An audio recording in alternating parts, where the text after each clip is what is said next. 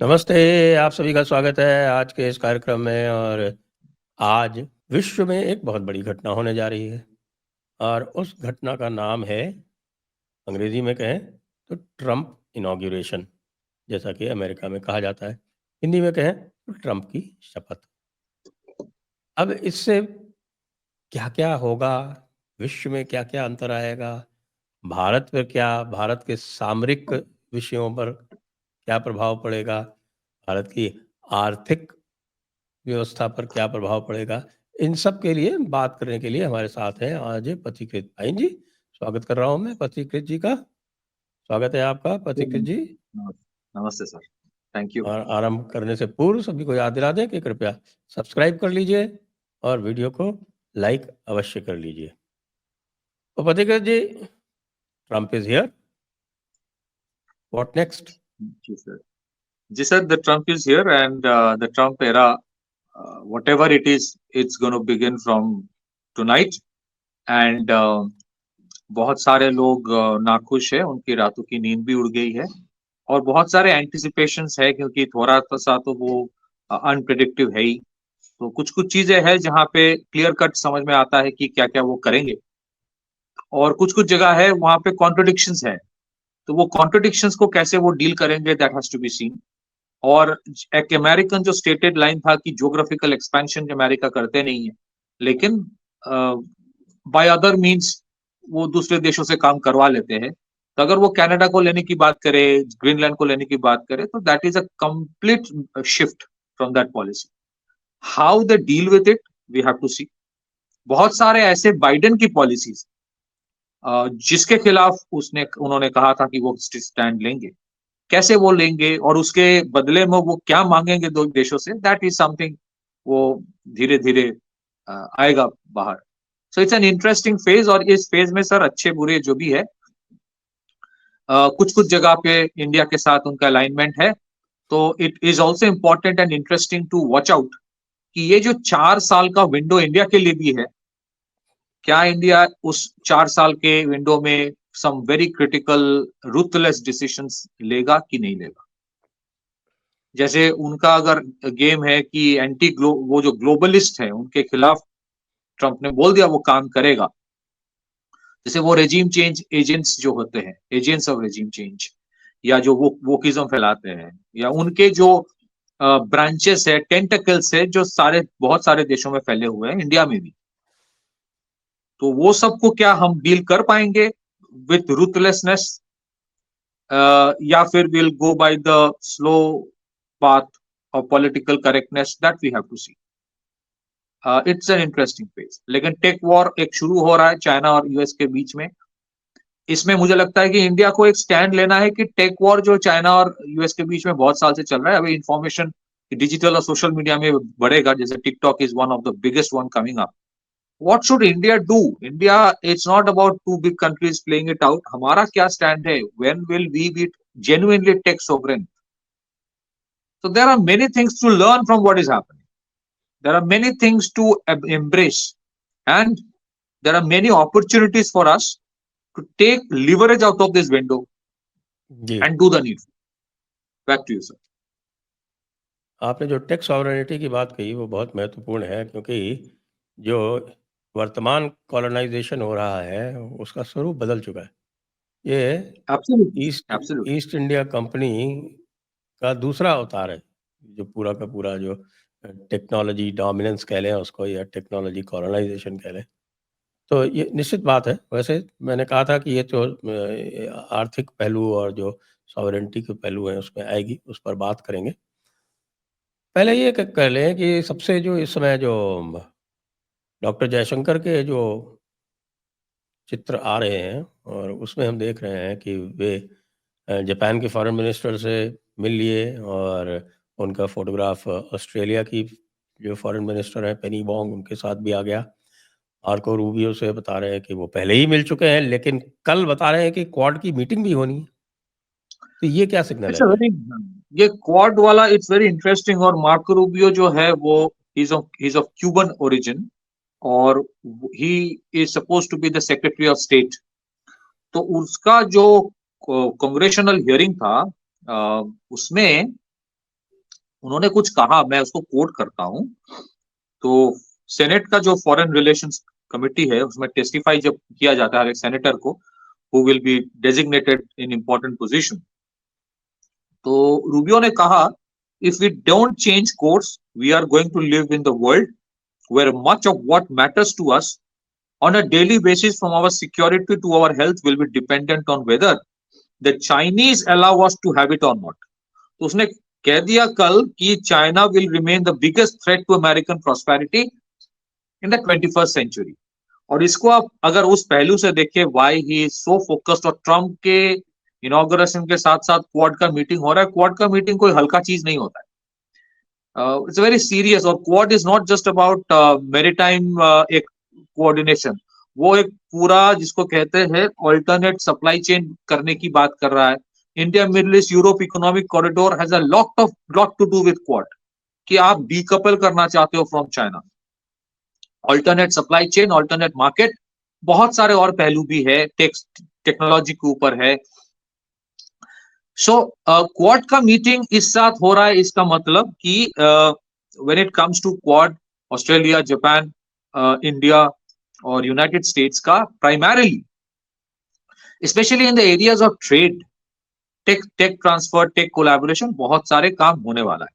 और इसका मतलब ये नहीं, अब यहाँ पे आप देखेंगे, मैं आपको जैसे मैं बोल रहा था कॉन्ट्रडिक्शंस, मार्को रूबियो का जो स्टेटमेंट है, it is absolutely is very vehemently anti China, but at the same time a very critical phase, a very critical phase of the Trump administration, वो invariably Elon Musk है, जिसका business of Tesla depends considerably on the Chinese market। तो आप इस contradiction को कैसे deal करोगे? बहुत सारे ऐसे बहुत बड़े बड़े अमेरिकन कंपनीज है जिसके manufacturing base has completely been shifted to China, which is a concern for the American, क्योंकि उनके जॉब्स लॉस होता है।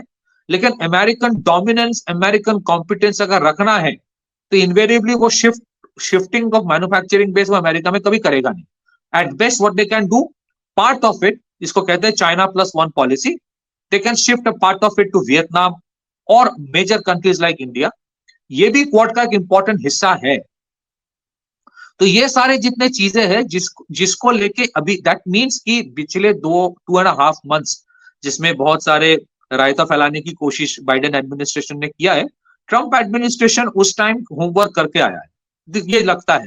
क्योंकि क्वाड का जो मीटिंग है, it's just not for the photo op, it means from the day one they are very serious about what they want to do.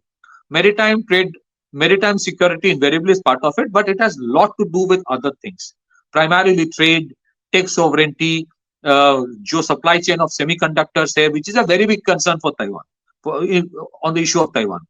क्योंकि Trump अगर कनाडा को ले लेगा तो सर वो ताइवान को अगर चाइना लेने चाहे तो फिर वो सोवरेंटी की बात फिर यूएस नहीं कर पाएगा।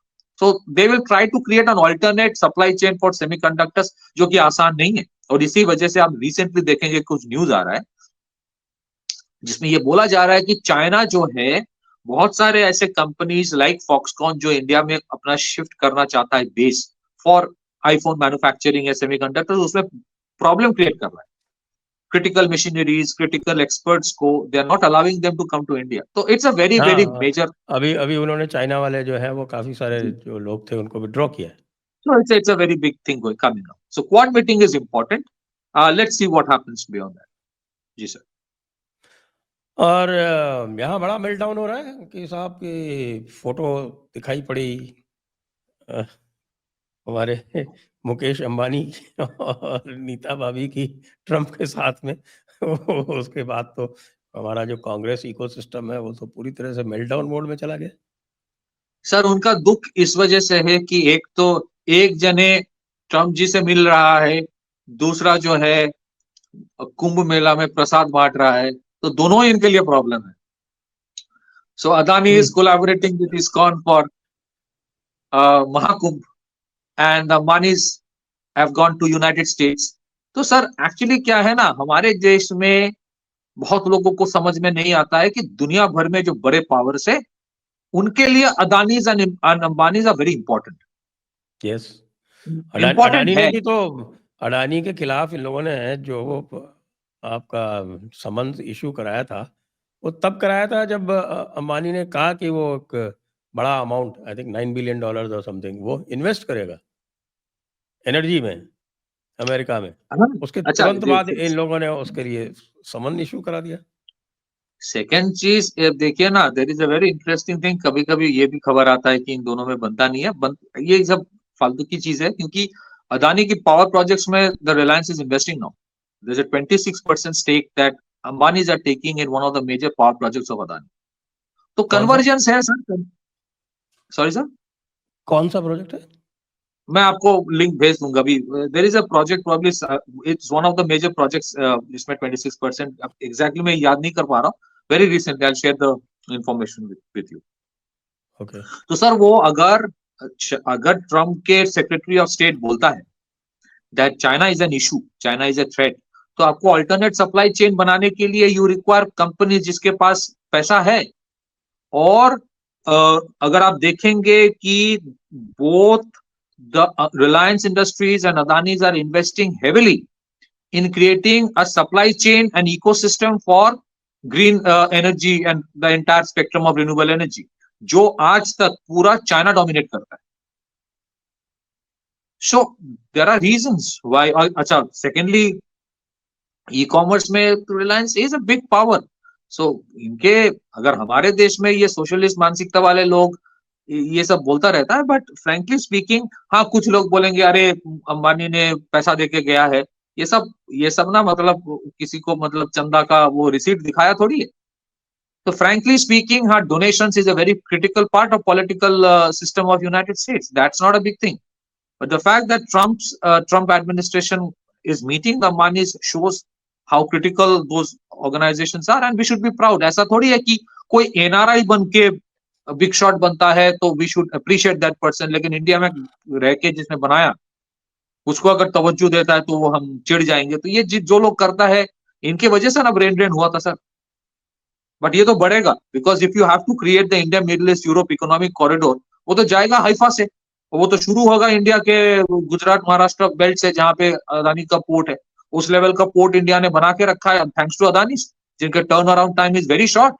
They can handle Yes. Deep sea port. उनके जो ट्रांसशिपमेंट पोर्ट है विसिंजम में, दुनिया में बहुत कम कंपनीज इनकी इतनी कैपेसिटी है to create a transshipment port and to run it for 15 years, क्योंकि 10-15 साल से पहले उस पर आप रिटर्न नहीं मिलेगा, आपको रिटर्न ऑन इन्वेस्टमेंट नहीं आता है। So they have that kind of capacity, they have worked on.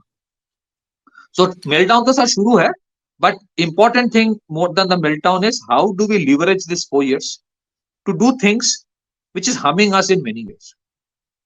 ठीक है, that is important part. Back to you sir. अच्छा, एक एक चीज और भी जो है, वो ये हमारे सामरिक महत्व की बातें हो गई। दूसरी चीज जो आती है, वो देखने में ये आ रही है कि साहब, क्योंकि ट्रम्प के आने से ये एक एक्सपेक्टेशन है कि जो अमेरिकन इकोनॉमी है वो बहुत इम्प्रूव करेगी। अच्छे, उनके इंटरेस्ट रेट्स जो हैं अभी भी कंपैरेटिवली ठीक ठाक हैं, और वो अच्छे रेट्स रिटर्न एक्सपेक्ट कर रहे हैं। तो there is a flight of FPI from India. यहाँ से जो एफपीआई है उसकी फ्लाइट हो रही है, और हमारी स्टॉक मार्केट सफ़र कर रही है, और एक करेंसी जो है वो सफ़र कर रही है। तो ये बात हुई कि साहब कि ठीक है कि एक तरफ पॉजिटिव है और दूसरी तरफ ये नेगेटिव भी आ रहा है। हालांकि लोग ये कह रहे हैं कि लॉन्ग टर्म में we should not be worried. आपका क्या आकलन है? सर ये जब भी बात आती है ना कि अरे रूपी डिवैल्यू हो रहा है, रूपी डिवैल्यू हो रहा है, मैं इसके बारे में एक छोटा सा, मैं हमेशा सबको बोलता हूँ कि $1 इज इक्वल टू अराउंड 84-85 या जो भी है अभी 86। तो अगर ऐसा है तो हाँ, $1 is equivalent to 150 plus yen.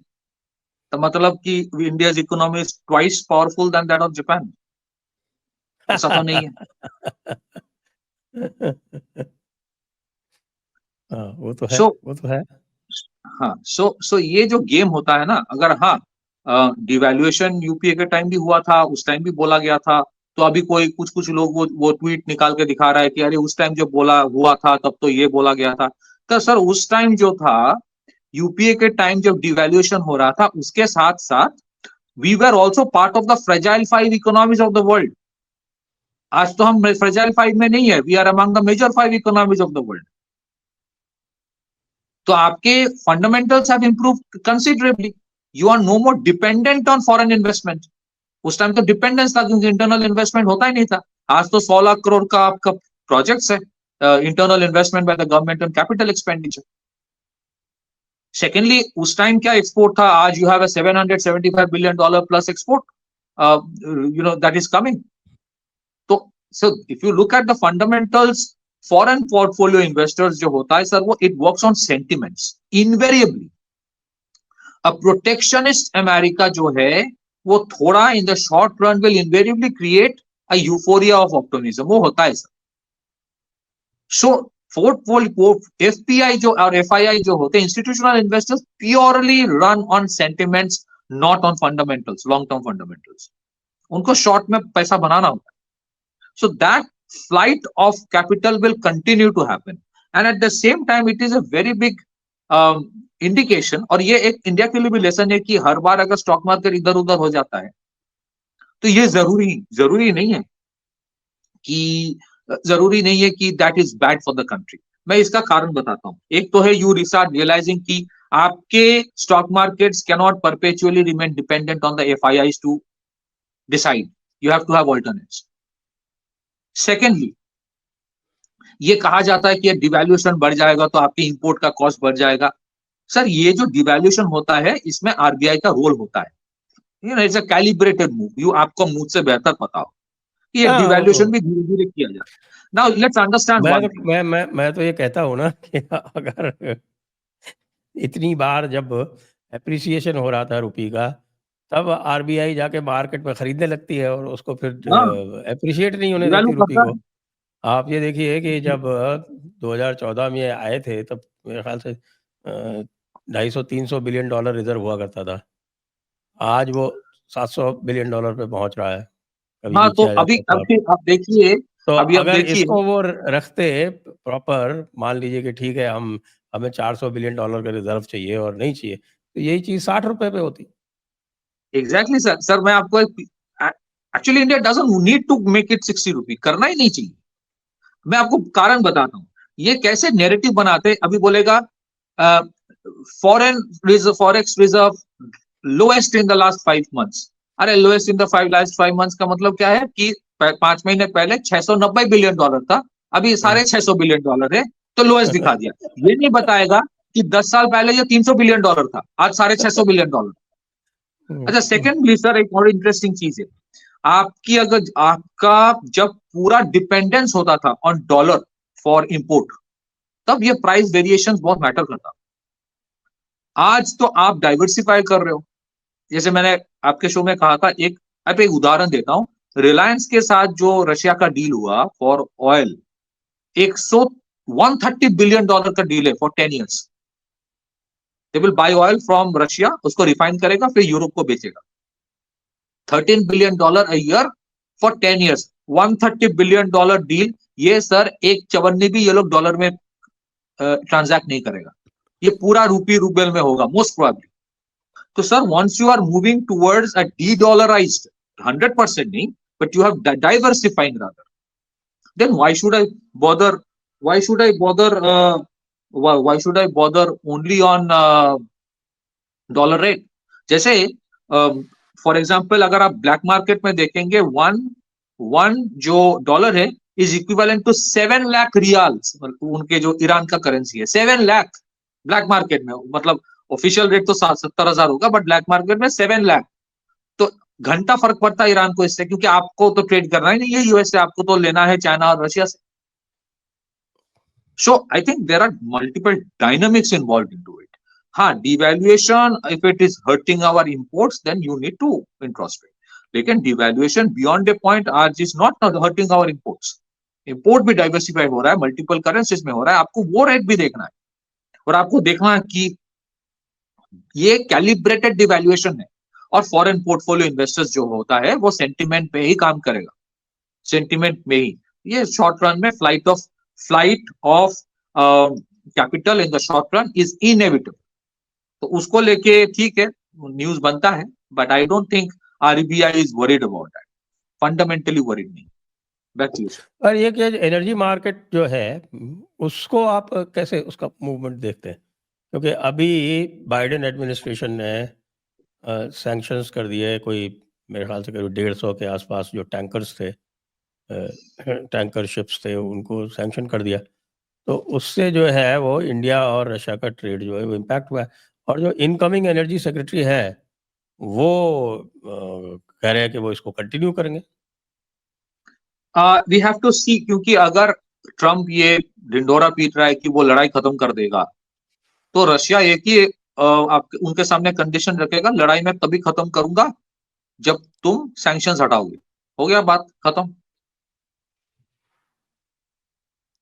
Number 2, ये कार्गो शिप्स पे क्यों कर रहा है? कार्गो शिप्स पे इसलिए कर रहा है कि इनका जो री इंश्योरेंस होता है कार्गो शिप्स का, प्राइमरीली वो लॉयड से हो रहा था, लॉयड से ही होता है यूके में। तो ये शिपिंग इंश्योरेंस के ऊपर इन लोगों ने कुछ रिस्ट्रिक्शंस लगा दिया था और बोल दिया था कि $60 बैरल के ऊपर प्राइस नहीं जा पाएगा। $60 तक you can do the transaction. अभी तो I think Russia is buying the selling the oil above $60, क्योंकि मार्केट कांट सस्टेन एट $60। सो ये जितने सारे कार्गो फ्लीट पैरेलली, देखिए बीच में आपको मैं उदाहरण देता हूं, रशिया ने इंडिया के कोई शिपयार्ड से, शायद गोवा शिपयार्ड से 24 या 26 ऐसे कार्गो टैंकर्स की डील किया है। तो ये ऑल्टरनेट फ्लीट बना रहा था जिसके ऊपर सैंक्शंस लगाया है। फॉर ट्रम्प, अगर उसको रिश्ता बेहतर करना है रशिया के साथ, सैंक्शंस हटाना ही पड़ेगा इनवेरिएबली। और ये कंडीशन इनके इंडिया की तरफ से होगा कि भाई तुम सैंक्शंस हटाओ, सैंक्शंस हटाओ, और नहीं तो वैसे भी जो ट्रम्प की जो पॉलिसीज हैं वो सैंक्शन ओरिएंटेड नहीं है बल्कि टैरिफ ओरिएंटेड है। सर मैं आपको एक इंटरेस्टिंग चीज बता रहा हूँ, ये जो डील हुआ रशिया और रिलायंस के बीच में कि $130 बिलियन का तेल खरीदा जाएगा, इनवेरिएबली ये तेल रिफाइन होकर एक्सपोर्ट होता है यूरोप में, कुछ जाता है अमेरिका में भी। Today surprisingly India exports more refined oil to Europe than Saudi Arab, और हम चवन्नी का तेल खुद नहीं बनाते। तो सर आप बताइए, फिर ये जो डील करते हैं रिलायंस या जो भी कंपनी, ये तो based on contracts with the European consortium ही होता है ना, कि वो खरीदेगा इसलिए मैं डील कर रहा हूं। तो इस बीच में अगर मेरे कार्गो शिप्स के ऊपर सैंक्शन लगा दे तो फिर वो दो डील तो प्रॉब्लम हो जाएगा जो खरीदेगा तेल, क्योंकि उसको भी पता है कि मुझे रशिया तेल ही चाहिए, रशिया से ही चाहिए, लेकिन मैं रशिया से लेना नहीं चाहता। सो व्लादिवोस्तोक चेन्नई जो रूट है बाईपास करके, ये तो व्लादिवोस्तोक चेन्नई वाला रूट के ऊपर प्रॉब्लम क्रिएट करने के लिए हो रहा है। That bypasses the entire Mediterranean और सुएज कैनल, जिसके ऊपर इन लोगों का कंट्रोल था। ये बाइडेन जितने सारे ये ग्लोबलिस्ट है जो कंट्रोल करता है, लड़ाई करवाता है, सैंक्शंस करवाता है, ये व्लादिवोस्तोक चेन्नई रूट तो इनके कंट्रोल के बाहर है। सो इनवेरिएबली क्या होगा, ठीक है मार्क रूबियो बोला है कि वो कंटिन्यू करेगा, but I don't think invariably in the long run कुछ दिनों में। मार्क रूबियो नहीं, जो एनर्जी सेक्रेटरी जो आने वाला है उसने बोला है, मार्क रूबियो ने नहीं हो बोला। सकता है। और हाँ, तो वो सेक्रेटरी ऑफ नाम स्टेट, भूल रहा हूं मैं उसका, जो भी उनका नॉमिनेटेड एनर्जी सेक्रेटरी है वो। तो सेक्रेटरी ऑफ स्टेट और प्रेसिडेंट इज वेरी क्लियर कि वो नहीं कर पाएगा, उनको ये इसके ऊपर कुछ करना ही पड़ेगा, they have to sort it out, otherwise नहीं हो, रशिया लड़ाई नहीं बंद करेगा। So this is the so sir ये जो मैं बोल रहा था 26% स्टेक अदानी के पावर प्रोजेक्ट में खरीदा है, ये महान एनर्जन एक ऑर्गेनाइजेशन है विच इज अ सब्सिडियरी शायद ऑफ अदानी, उसमें 26% इन लोगों ने खरीदा है। So there are deals happening, और मुझे लगता है it's a very healthy thing happening. Big corporates of India must collaborate जहां necessary है। और तो मानी साहब तो खड़े खड़े मुस्कुरा रहे थे, अडानी भी होते अगर उनके खिलाफ संबंध नहीं होता तो। हाँ, अभी तो सर समन इसके खिलाफ निकलेगा, ये जो नेट एंडरसन है, ये हिंडनबर्ग वाला। हाँ, ये हुई ना बात, हिंडनबर्ग साहब जो है वो छोड़ के भाग गए, ये तो बड़ा तो बुरा सर ये हुआ। मैं आपको बताता हूँ कारण क्या है इसका। ये जो किया है ये कुछ नॉन पब्लिक इंफॉर्मेशन होता है, इसने ये अपना रिपोर्ट निकालने के पहले, क्योंकि रिपोर्ट निकलने के बाद they will be crash in the stock of that particular organisation, इसके पहले ही shared that information with hedge funds. Anson corporation का नाम आया कनाडा के। हाँ, तो ये तो उसका तो बजेगा अब, तो ये बोल रहा है ना, नहीं मैं महान काम कर रहा था इसको चला के, फिर महान काम खत्म हो गया, अब मैं कुछ और महान काम कर लिए जा रहा हूं, इसीलिए इसको बंद कर रहा हूं, ये सब फालतू की चीजें हैं, इसके लगने वाली है। ये सारे के सारे जॉर्ज सोरोस फ्रंट है, ये सारे के सारे बाइडेन के भरोसे, मतलब बाइडेन के पीछे जो लोग थे, बाइडेन तो कुछ भी नहीं था। बाइडेन का तो ये आ रहा है कि उसको समझ बेचारे को कुछ पता ही नहीं था। अभी आपने देखा होगा ना, जो जॉनसन ने, जो स्पीकर है, हाँ हाँ उसने अभी एक शेयर किया था ना अपना एक्सपीरियंस कि कोई इस तरह की चीज थी, उसका कि भाई why did you sign it, क्या डिड आई डोंट नो, हवा में सर, मिलने नहीं दे रहे थे हवा में उसको। बातचीत कर रहे हैं। So yes, he lives in another realm sir, वो दूसरे रियल में रहता है, तो दूसरे डायमेंशन में होता है सर। वो होता है ना, आप मतलब जो तंत्र करता है, तांत्रिक होते हैं, रात के 3 बजे 4 बजे वो दूसरे डायमेंशन में चले जाते हैं। तो बाइडेन जी भी उस डायमेंशन में ही था, वहां वो हवा में हैंडशेक करता है लोगों के साथ, अपने आप बात करता है। तो he was just a front, इसके ऊपर तो बहुत कुछ और भी आता है कि कोई और है मास्क पहन के आ जाता था, it was not Biden. I don't know how true that is, but he was again he is a front. जैसे मैं फ्रैंकली सर, हिंडनबर्ग एक फ्रंट था ना, तो बाइडेन भी एक फ्रंट ही था, बाइडेन भी एक फ्रंट ही था। They need such people to just be the stamp, and it's not something कि ये पहली बार हो रहा है, it is happening for a long time. ये अगर आप जैसे बुक कॉल्ड जॉन पर्किंस का, जो मैंने आपके प्रोग्राम में एक बार रेफर भी किया था, वो confessions of an economic hitman, आप पढ़ेंगे उसको, how this Washington consensus works, multilateral institutions, deep big corporates, फिर government agencies and the political party establishment, इनका जो साठगांठ है, इसमें president is a small pie. Problem why is it कि इवन फॉर रिपब्लिकन्स, इनके लिए भी Trump is considered an outlier, मतलब ही इज एन आउटसाइडर, क्योंकि he is breaking this entire understanding, वो तोड़ेगा उसको। सो उसका कोई फायदा होगा, but I think at least in the short run it will benefit the world quite a bit. Back to you sir. आप लगता है कोई कि द वर्ल्ड ऑर्डर में कोई फंडामेंटल चेंजेस आएंगे? फंडामेंटल चेंज जनरली क्या होता है, जब से प्राइमरीली मैं बुश एडमिनिस्ट्रेशन को छोड़ देता हूं, बट जब से ट्रंप 2016 में जो आया था, उस टाइम से एक चीज था, एक अमेरिकन अप्रोच में पूरा एक जिसको कहते हैं there was a dichotomy.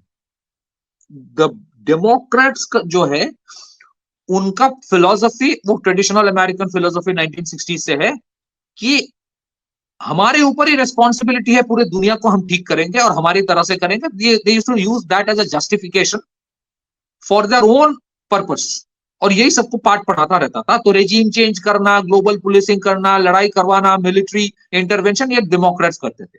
Trump has been very practical in that कि मैं ग्लोबल पुलिसिंग नहीं करूंगा, हाँ अमेरिका का जो वर्चस्व है, सुप्रीमेसी है, वो रहेगा, but I will give a little space to others as well, क्योंकि that is where I think a little difference. ऐसा नहीं है कि ट्रंप ये सोचने लगे कि सर्वे भवन्तु सुखिनः, ऐसा नहीं है।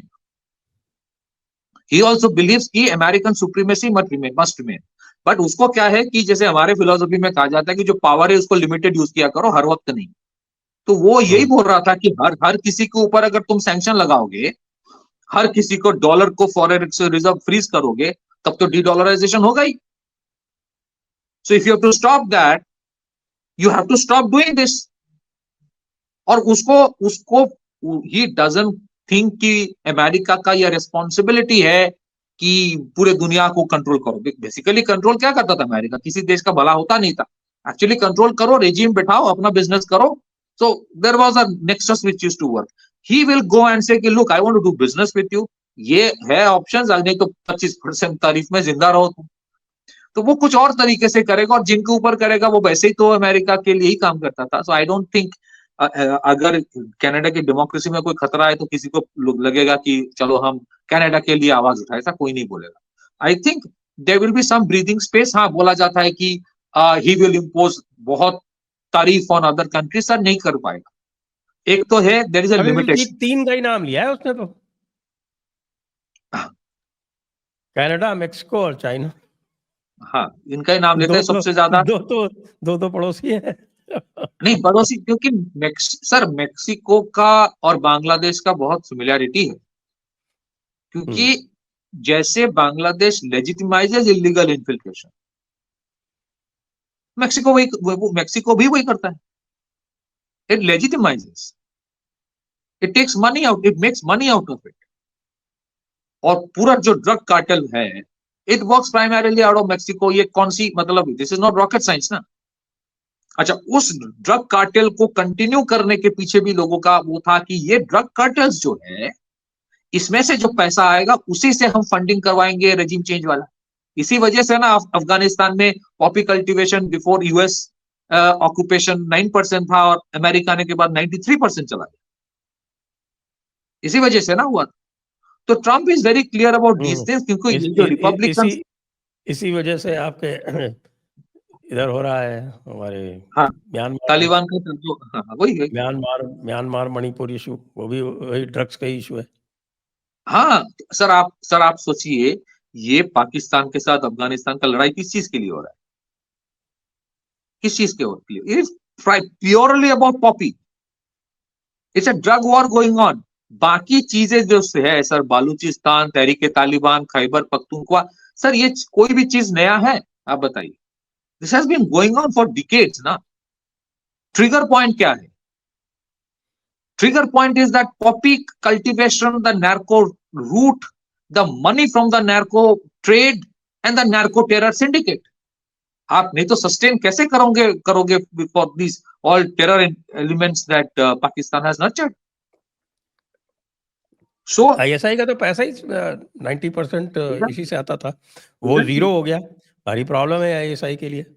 आईएसआई को कोई बजट से थोड़ी ये फंड कर सकते हैं, वो सारी बदमाशी करके ही तो पैसा कमाता था। एग्जैक्टली। तो सर मुझे लगता है कि ट्रम्प क्या करेगा, ट्रम्प मुझे लगता है थोड़ा सा ये बोलेगा कि ठीक है, we are at the top of the food chain, but we'll give a little, we'll delegate some things to others. ऐसा नहीं कि he will be very happy अगर ब्रिक्स अपना आप कुछ बना ले, वो नहीं करेगा। he'll try to negotiate with the BRICS, वो कर सकते हैं, वो negotiate करेगा। ट्रम्प के साथ, ट्रम्प चाइना के साथ भी negotiate ही करेगा, वो लड़ाई की बात नहीं करेगा। हाँ, ताइवान के ऊपर क्या होगा आई don't no, but I don't think he wants कि पुतिन के साथ लड़ाई करो, क्योंकि अनलाइक द डेमोक्रेट्स का कोई गॉड नहीं होता है sir. They are typically atheist, leftist, woke, total leftist, और उनका कोई आइडियोलॉजी नहीं है। It's just about making money, it's just about what they feel is right has to be done, my way और हाईवे। ट्रम्प जैसे आप देखेंगे, जब 2017-18 में हम लोग वो खरीद रहे थे S-400, तो उस टाइम वो काटसा वाला सैंक्शन था, अमेरिका ने लगाया था रशिया के ऊपर, countering American adversaries to sanctions act. फिर ये जो 2+2 डायलॉग है डिफेंस सेक्रेटरी और सेक्रेटरी ऑफ स्टेट और इंडिया की तरफ से डिफेंस मिनिस्टर और एनएसए जाता है, they made it under, told American देखिए हमें S-400 चाहिए। तो एक ही कंडीशन अमेरिका की तरफ से था कि भाई ये जो S-400 और अमेरिकन प्लेटफॉर्म्स एक साथ इस्तेमाल मत करो। They should not come to know the signature of the American platforms. They never impose sanctions on India. हमने S-400 लिया, they never said anything to us. हमने AK-203 का डील किया कि सारे 6 लाख 7 लाख फाइटर राइफल यहां बनाएंगे, उन्होंने कुछ नहीं कहा। हमने INS वो जो फ्रिगेट है तलवार क्लास का 4 और का ऑर्डर दिया, उन्होंने कुछ नहीं कहा। हमने ब्रह्मोस बिकॉज बनाया। हाँ, ब्रह्मोस बनाया हमने। ब्रह्मोस तो सर उसके पहले भी, और उसका तो अभी तो ब्रह्मोस तो इंडिया ही बेच रहा है। सो उसके साथ आप देखिए, it is the best selling product. Exactly. तो सर उन्होंने एक ही चीज बोला कि ठीक है, you can continue with your relation with Russia subject to certain conditions, but आप ईरान के साथ तेल खरीदना बंद करो। सो वो आपको कुछ ऑप्शंस देता है, वो माई वे और हाईवे नहीं बोलता है, वो आपको सुनता है। माइक पॉम्पेओ के साथ उस टाइम इंडिया का रिश्ता बहुत अच्छा था, क्योंकि दे अंडरस्टैंड कि हाँ ठीक है, इनके भी कुछ है कारण। विद ये बाइडेन एडमिनिस्ट्रेशन का तो sir departments don't talk to each other. Department of defence कुछ करता है और स्टेट डिपार्टमेंट पूरा उल्टा करता है। इसीलिए ना सर ये जो एक नाम अभी आ रहा है ना, मार्शिया बर्निकोट, ये director general of US foreign service है, ये बांग्लादेश में एम्बेसडर हुआ करता था 2015 टू 2018। इसको ट्रंप ने आने के पहले बोल दिया कि निकल लो यहां से, जस्ट लीव। सो ऐसे बहुत सारे लोग हैं जिनको दे आर सेइंग कि जस्ट गेट लॉस्ट। ये जितने so frankly speaking I think global policing बोला वाला जो है थोड़ा कम होगा। Trump will still do business. Sir business वाला प्रॉब्लम नहीं है। अगर आज यूएस आके इंडिया से बोले लोग these are the areas we want to do business, India बोलेगे okay these are the areas we are also willing to do business with you, लेकिन कुछ कुछ जगह है हमें अपने फार्मर्स को प्रोटेक्ट करना है, लोकल्स को प्रोटेक्ट करना है। And I think the Americans will understand. America बोलेगा कि फिर ठीक है आपके जो सुपर मार्केट्स है, डिपार्टमेंटल स्टोर्स है, वहां पे प्रीमियम प्रोडक्ट्स में थोड़ा सा आप ड्यूटी कम करो, वो मास प्रोडक्ट नहीं हो। India will do that. Product वो हार्ले डेविडसन का एग्जांपल है ना हमारे पास। एग्जैक्टली वही मैं उसी की बात कर रहा हूं। इंडिया ने उसका टैरिफ रिड्यूस कर दिया, उसके बाद भी हार्ले डेविडसन को क्लोज करना पड़ा। आप सर सोचिए पहले क्या बोला था ट्रंप ने, आके बोला था कि पोल्ट्री, फिशरीज, फिर उसके बाद डेयरी आप खोल दो। इंडिया ने बोला नहीं, नहीं खोल सकते। Crores of farmers depend on that, they agreed to that, क्योंकि उनको भी पता है कि they need India to sustain, if they have to help, if they have to use India rather, मैं यूज वर्ड इस्तेमाल नहीं करता हूं, बट स्टिल कि to counter the American, Chinese, whatever. तो आपको निचोड़ नहीं लेगा, आपके साथ धंधा करेगा और धंधा जैसे होता है वैसे ही करेगा, पर आपको निचोड़ेगा नहीं। विन विन, विन विन, धंधे का मतलब विन विन। यहाँ तो निचोड़ जाता था, निचोड़ा जा रहा है सर, यहाँ तो निचोड़ा जा रहा है।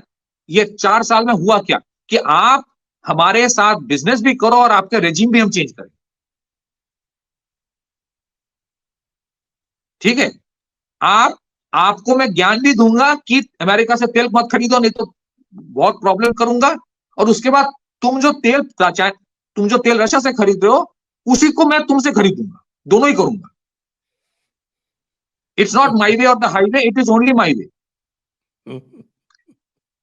और ये इनके सर आप सोचिए, the departments never talk to each other. Sir मैं आपको क्या बोलूं, दिस इज समथिंग, ये there are certain critical harpoon missile जो पीएटाई पोसाइडन में यूज होता है फॉर मेरीटाइम पेट्रोलिंग के, ये फाइल पड़ा रहता था स्टेट डिपार्टमेंट में। फिर कोई जाके state defence department of defence में बोलता था कि इसके ऊपर कुछ करो, क्रिटिकल है, वो maritime patrolling in the Indian Ocean region, उसको ऊपर इंपैक्ट पड़ रहा है, तब जाके फाइल मंगवा के क्लियर किया जाता था। Jake Sullivan was much better, national security agency का जो था head, he understood India's problems. लेकिन जाते जाते आप देखिए बाइडेन ने क्या कर गया, ये जीपीयू के ऊपर जो रेस्ट्रिक्शन लगाया, ग्राफिक्स प्रोसेसिंग यूनिट, तो आपके जो एआई और ग्लोबल कैपेबिलिटी सेंटर इंडिया में बनाना है, you want to create India a major hub for AI और based on cloud computing based research innovation. So GPU is a very critical part of that. उसके ऊपर India के ऊपर restriction लगा दिया कि भाई 50,000 से ज्यादा यूनिट खरीद नहीं सकते। ये करके गया बाइडेन ना। आज तो उसका प्रॉब्लम नहीं होता इतना, क्योंकि utmost at right now we are using 10,000 units requirement होता है, बट एक टाइम आएगा, क्योंकि बहुत कुछ इतना डिजिटाइज हो रहा है, things are moving towards AI driven operations. तो let's see what Trump does on that, क्योंकि ऐसे दैट्स व्हाई सेइंग कि कितने सारे बाइडेन के decisions he will reverse will be interesting to see. और उसके ऊपर सर ये अगर आप देख रहे हो कि बहुत टाइम तक the external affairs minister is in United states, ये हमारे जो सोशल मीडिया वाले इनको लगता है कि हाँ वहां गया है, जैसे हमारे मित्र सुब्रमण्यम स्वामी जी भी क्या क्या बोलता रहता है। आई थिंक मतलब थोड़ा सा मेच्योरिटी उनसे लोग एक्सपेक्ट करते हैं, but these are the nitty gritty sir, these are the nitty gritty जिनके ऊपर नेगोशिएशन चल रहा है कि देखो ये चीजें हैं, we can't afford, you can't put us in the same bracket with China, और नेगोशिएशन सर होगा। And I am sure Biden ये करके इसीलिए गया क्योंकि इसका गाज गिरेगा ट्रंप के ऊपर, भाई तुम अब इसको हटाओ, नहीं हटाएगा तो फिर रिश्ता खराब होने की नौबत आ जाती है। So I think there are things कम से कम नेगोशिएशन। जो स्थिति 1776 में थी, और जो कम्युनिकेशंस या जो भी बाकी लॉजिस्टिक्स की जो सिचुएशन होती थी, उसके हिसाब से उन्होंने 2-2.5 महीने का टाइम रखा था इलेक्शन, और उसके बीच में आज 2025 में भी अगर आप 2-2.5 महीने दे रहे हैं, तो वो वो तो मिसयूज करके गया पूरा, उसने तो टोटल ऐसी तैसी मिसयूज कर है, दी, टोटल कांटे टोटल कांटे बिछा मिसयूज के है। गया है। मतलब आप सोचिए ना, ये 2.5 महीने, आप सर आपको याद होगा मैंने आपके प्रोग्राम में कहा था पहले कि these 2.5 months will be very critical. क्या नहीं किया, they desperately even use a 9/11 kind of attack on Russian high rise buildings with drone, कि ताकि रशिया कुछ रिटेलिएट करे। क्या क्या नहीं किया इन लोगों ने। इंडिया के ऊपर भी सर प्रेशर कम है। हाँ ये भी होगा sir, let me tell you, Trump सुना जा रहा है कि अप्रैल में आ सकता है, I don't know, he will pitch for F-35। अब India has to withstand that pressure. अगर आप मुझसे पूछे, इंडिया के साथ डिफेंस कोऑपरेशन यूएस का बढ़ना चाहिए, बट नॉट F-35। आप F-35, it's a very very expensive plane. बढ़ना चाहिए भाई, जो ट्रस्ट लेवल है वो तो है ही नहीं ना, जिस तरह से इन्होंने G404 में परेशान किया, और एग्जैक्टली, जिस तरह से ये अपने पास में रखते हैं आपको, जो भी इक्विपमेंट वो सप्लाई उसको करते कहते हैं हैं sir and user monitoring agreement, and user monitoring agreement. हाँ आप जो वो खरीदता है इंडिया तो साइन नहीं उसका, करता है एंड यूजर मॉनिटरिंग एग्रीमेंट। हाँ that's why I am saying, वो बोलेगा नहीं इसको, नहीं नहीं, so you can't have a policy like that. So मुझे लगता है कुछ कुछ जगह पे देख, आपको आपको कुछ कुछ ऐसे डील अमेरिका के साथ होगा जिसमें कुछ लोग इंडिया में बोलेंगे अरे फिर आत्मनिर्भर भारत का क्या हो गया। तो दे नीड टू अंडरस्टैंड, कुछ टैक्टिकल डील्स होंगे और लो हैंगिंग फ्रूट्स जो होता है होगा कुछ, but at the same time जो क्रिटिकल है, I think it's still we have not reach that stage जहां पे, क्योंकि यू नो नेवर नो, 4 साल बाद democrats can come back to power, तो फिर वो आप F-35 के लेके क्या करोगे। There are complexities, there are issues, वो और तो इसी वजह से अल्टीमेटली तो हमें इंडिजिनस इंजन और इंडिजिनस एयरक्राफ्ट पे जाना ही जाना है। AMCA को हम अबैंडन नहीं कर सकते, और हाँ एब्सोल्युटली। ज़्यादा से ज़्यादा हमें जो करना है वो MMRCA वाला कॉन्ट्रैक्ट उसको फटाफट फाइनल करें और AMCA पे पूरा स्ट्रेस दें। That should be the right way to go अभी अबाउट सर इट। जो फरवरी में है, फरवरी में जो prime minister is going to France, उसके पहले एक एआई का समिट है, उसके पहले एक डील का CCS से क्लियरेंस हो जाएगा और वहां पे वो साइनिंग होगा। 26 रफाल और 3 स्कॉर्पियन क्लास सबमरीन, वो पूरा इंडियन नेवी का है। It's almost a 1 lakh crore deal. तो क्रिटिकल डील्स बहुत सारे साइन हो रहा है, विच आर गुड। लेकिन हाँ, MMRC is a very big thing. अगर आप इंडियन एयरफोर्स की बात करें, they would still prefer the Rafale, क्योंकि एक नया कोई सप्लाई लाइन खोलने की जरूरत मतलब नहीं बनता। जो आपके पास फाइटर के एयरक्राफ्ट है, you should have more of that rather than having too many exactly different. Exactly exactly वो अच्छा, वो मेंटेनेंस का इंफ्रास्ट्रक्चर ऑलरेडी बना चुके हैं ना, मेंटेनेंस और सर्विसिंग का। एब्सोल्युटली। तो सो बट इसलिए हाँ, वो तो जी मुझे लगता है कि जी का जो इंजन वाला इशू है थोड़ा सा सॉर्ट आउट होगा, और GF414 वाला है, उसका भी साइनिंग होगा विद 80% जो TOT है। But then it all depends on our great grand Hindustan Aeronautics Limited, कि वो कैसे काम करता है, उसके ऊपर हाँ बहुत देख, कुछ हाई डिपेंड टाइम करता वैसे तो काफ़ी कुछ तो प्राइवेटाइजेशन हुआ है और काफ़ी कुछ कैपेबिलिटीज डेवलप हुई हैं। अब टाटा एरोस्पेस और ये सब जो है वो अडानी वगैरह सब बनाने लगे हैं काफ़ी कुछ। और I think you need a company like HAL in the private sector also. है।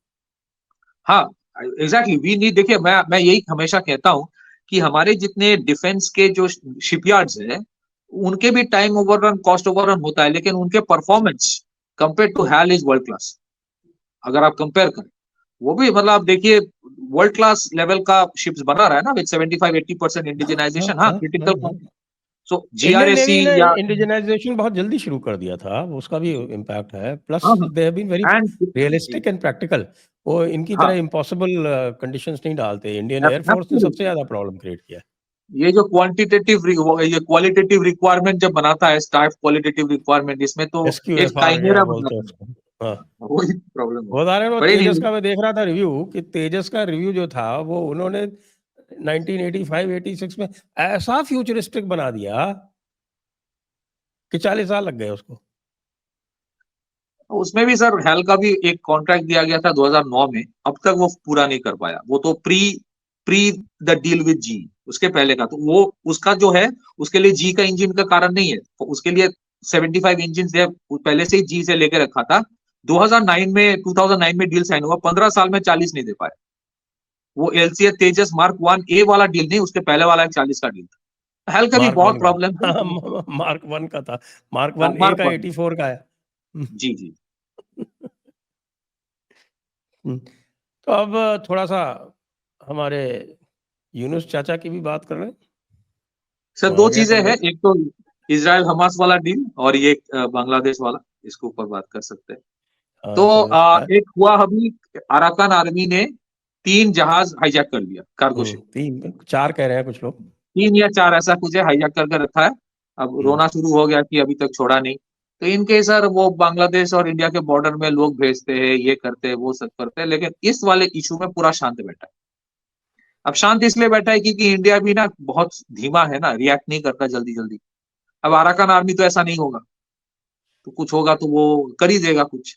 तो इसीलिए उसके उस चीज में सिर्फ वहां पे कोई प्रोटेस्ट नहीं होता है, बवाल नहीं होता है। तो वो जब देगा देगा, वेट कर रहा है। एंड यूनुस का जो है, ये वैट वाला इशू में बहुत अंदरूनी प्रॉब्लम्स है। उनमें उन्होंने वैट लगा दिया सारे आइटम्स में बहुत बड़े पैमाने में। तो कॉस्ट वाला, इन्फ्लेशन वाला इशू इतना है कि गाली बहुत खा रहा है, लेकिन उसके ऊपर कोई बात नहीं करता। I don't know if I am repeating or not, 500,000 people have lost their jobs because of the textile sector. Textile sector में बहुत बड़े पैमाने में प्रॉब्लम आया है, बहुत बड़े पैमाने, क्योंकि टेक्सटाइल सर एक बहुत ही सेंसिटिव सेक्टर्स होता है, और सेक्टर होता है, आपके सप्लाई चेन डिपेंड करता है दूसरे देशों के ऊपर। तो वो सारे रिश्ता इन्होंने खराब करके रखा है। लेकिन सर एक चीज है, Yunus was never hear for a permanent job. उसका एक काम था, वो काम सर इसने करके गया। जितने ड्रेडेड टेररिस्ट है उस सबको छोड़ दिया, पाकिस्तान के साथ ऐसे रिश्ता बना लिया कि Pakistanis are coming without any scrutiny to Bangladesh, cargo आ रहा है। तो अभी जो इकोसिस्टम उसने तैयार कर दिया है, विच इज वेरी डेंजरस, इसका खामियाजा तो सर इंडिया को भुगतना पड़ेगा।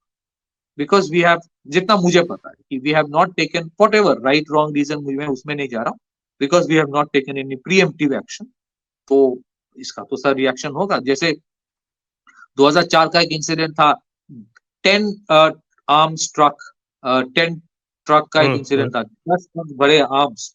तो उसका जो, जिसको कहा जाता है चीफ आर्किटेक्ट लुत्फोर जमान, ऐसा क्या नाम है उसका, उसको छोड़ दिया। some major other elements have been released from jail, जो वो तो सारे रेडिकल ही टेररिस्ट एक्सट्रीमिस्ट। छोड़ दिए है ना उसने तो। तो ये बेसिकली बल्कि इट ये इज जो, it is it is government running in collaboration with terrorist. Absolutely, तो एक्चुअली यही है कि ये जितने डेमोक्रेट्स जो अपने आप को बोलता है वो जो है बेसिकली, ये जहां जहां जाते हैं ये रेडिकल एक्सट्रीमिज्म को ही फैला के आते हैं। बोलता है लिबरलिज्म का नाम लेता है लिबरलिज्म का। अब देखिए अफगानिस्तान में इन लोगों ने क्या किया, सीरिया में किन लोगों को लाया, बांग्लादेश में क्या हुआ। सो इनकी कहनी और करनी में बहुत अंतर होता है। तो so that is what Bangladesh, हाँ अब Bangladesh is going to enter a chaotic stage. जैसे मैंने कहा था कि हाँ ही माइट मूव अवे अगर प्रेशर बढ़ेगा। उसका सबसे बड़ा इंडिकेशन ये जो मार्शा बर्निकट है, इसको जो director general of foreign service, इस ये she was very critical, she was a very important architect of whatever was happening or is happening in Bangladesh. आप स्टेट डिपार्टमेंट से कभी आपने बांग्लादेश के कंडेमनेशन की बात नहीं सुना है पिछले 5-6 महीने ने, कुछ नहीं। they were okay with everything that was happening। हाँ थोड़ा विंडो ड्रेसिंग करने के लिए भी कंडेम ये वो, but nothing. So I think, I don't know how much Trump will focus on that, बात वो नहीं है। बात ये है कि दैट एंटायर इकोसिस्टम को थोड़ा धक्का तो लगेगा। लेकिन हाँ, ये पावरफुल इकोसिस्टम है, खत्म तो नहीं होगा। बट टिकटॉक जो है, टिकटॉक जो है वो quite a possibility, at least 50% stake Trump बोलेगा या तो तुम बेचो या तो फिर निकल लो। और Elon Musk might buy TikTok for $50 billion. और वो करेगा क्योंकि इसीलिए करेगा क्योंकि चाइना में सर पूरा फायर वर्ल्ड है। You don't have a Facebook, YouTube, Twitter working over there. तो अगर आपने फायरवॉल करके रखा है सारे यूएस टेक कंपनीज को, क्योंकि आपको पता है कि these are tools for disinformation, आपको लगता है, तो आपके भी टिकटॉक तो इजी वही कर रहा था। So invariably they will put the same yardstick और वो होगा। That is where I think we need to introspect, क्योंकि हमारे यहाँ भी बहुत कुछ हुआ है, एआई और एल्गोरिथम लेके काम हुआ है। इलेक्शन के टाइम सर आपको भी पता है कि प्रो एस्टेब्लिशमेंट बात कोई करेगा तो उसका ट्रैक्शन पूरा कम खत्म हो जाता था। तो वी नीड टू इंट्रोस्पेक्ट की टेक सोवरेंटी की जब बात आती है कि जो डिसइंफॉर्मेशन वॉरफेयर है, इसके जो टूल्स है digital and social media, how do we become sovereign in that area.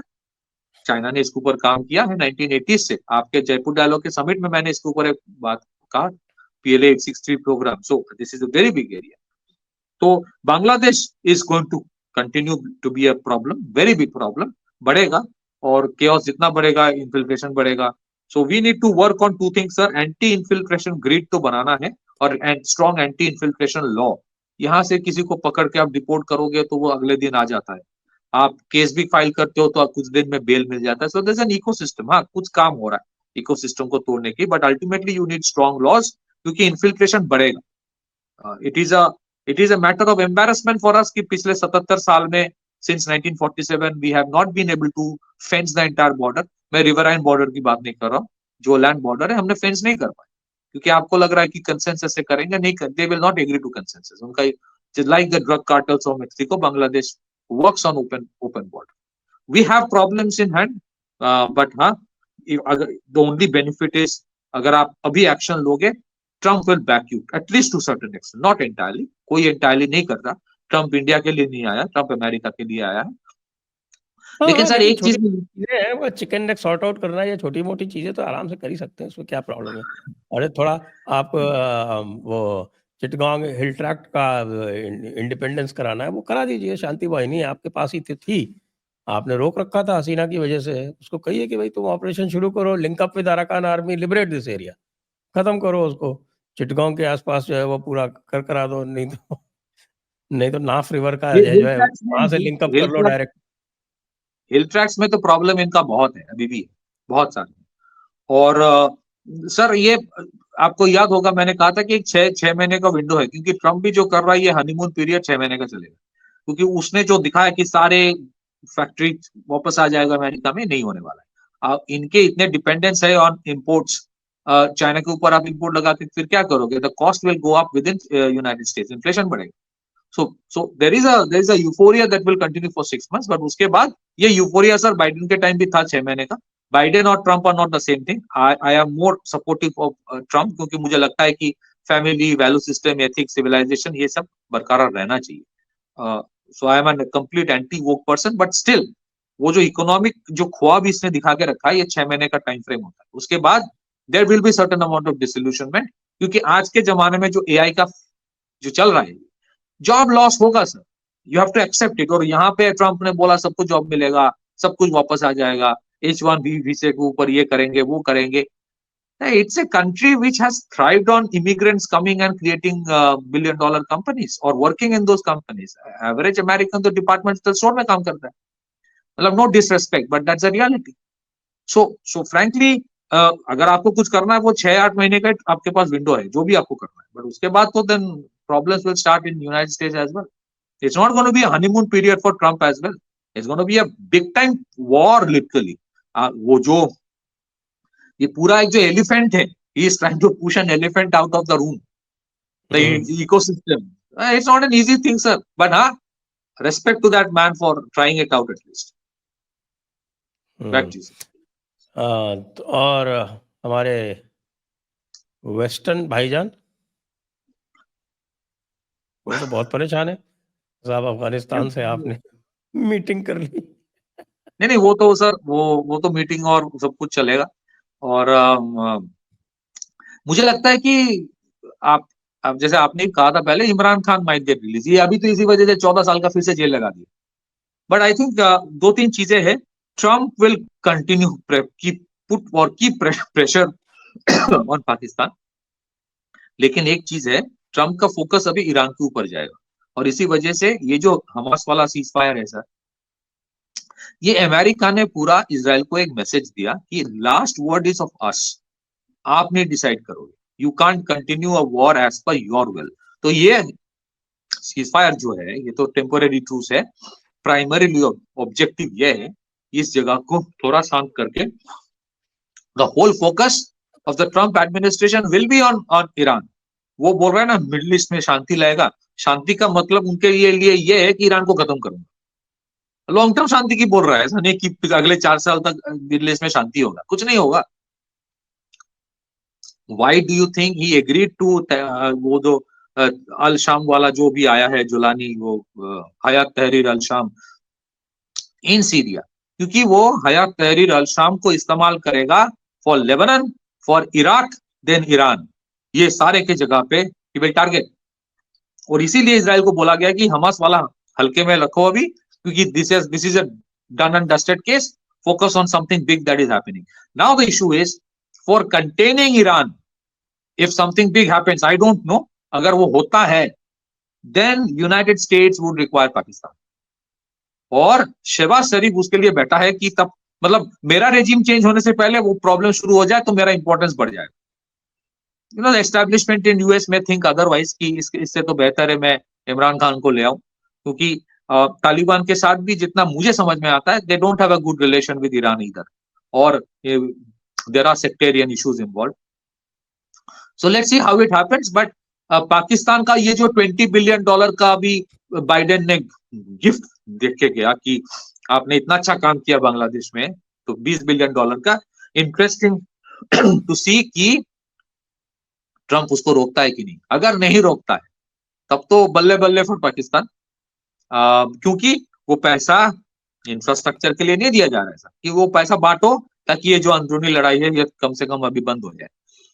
तो दैट्स व्हाई आई सेड कि ट्रंप ये बाइडेन वाले डिसीजंस को रिवर्स करता है नहीं कि नहीं, उसके ऊपर डिपेंड करेगा कि whether Trump is very serious about what he wants to do, या फिर ये ऐसा ही इलेक्शन के लिए जिसको कहते हैं कि पोल प्लान था। जी, वेरी इंटरेस्टिंग डेज अहेड। तो आइए, अभी तो हम एक तरह से स्टार गेजिंग कर रहे हैं, क्रिस्टल गेजिंग कर रहे हैं, तो अब 1-2 दिन देखते हैं, फिर पता चल जाएगा हमको कि किस तरफ जा रहा है, क्या डायरेक्शन ले रहा है। And let's wait for the inauguration tonight. तो इसी पर अब हम यहीं पर चर्चा को विराम देंगे। सभी दर्शकों को बहुत बहुत धन्यवाद, अतिकृत जी को भी बहुत बहुत धन्यवाद। जय हिंद, जय भारत, वंदे मातरम।